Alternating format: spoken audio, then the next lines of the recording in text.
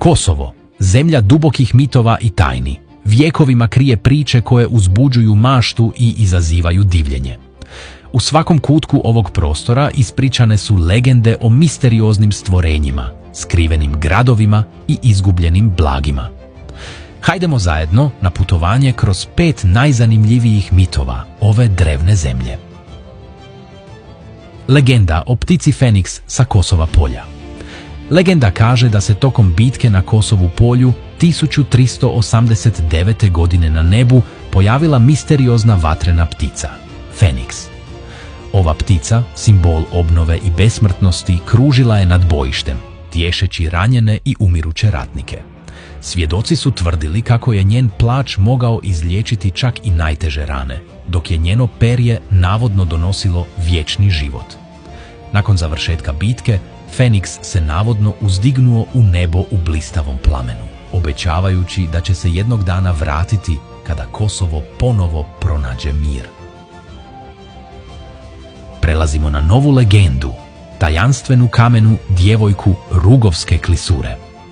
Mit o kamenoj djevojci iz Rugovske klisure, duboko u Rugovskoj klisuri, između strmih stijena i šumovitih padina, stoji neobičan oblik stijene koja podsjeća na mladu djevojku. Legenda kaže da se davno djevojka, bježeći od prisilnog braka, molila planinskim duhovima da je zaštite. Duhovi su uslišili njene molitve, ali po cijenu njene slobode pretvorili su je u kamen. Danas mještani kažu da se tokom vedrih noći čuju uzdasi i plač ove nesretne djevojke koja i dalje čeka oslobođenje iz kamenog sna. Put nas dalje vodi do mitskog izvora suza na Gazimestanu.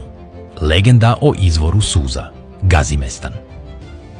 Na mjestu gdje se nekad odigrala velika kosovska bitka postoji izvor, poznat kao izvor suza. Prema predaji, nakon bitke, majke i žene palih junaka došle su da oplakuju svoje najmilije. Njihove suze bile su toliko obilne i iskrene da su stvorile izvor koji nikada nije presušio.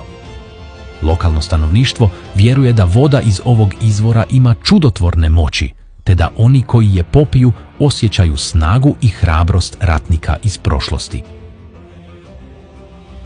Naš sljedeći mit otkriva tajnu podzemnog grada blizu Prizrena. Mit o podzemnom gradu kod Prizrena. Ispod drevnog grada Prizrena krije se, prema legendama, ogroman podzemni grad. Stari spisi pričaju da je ovaj skriveni grad izgrađen prije nekoliko hiljada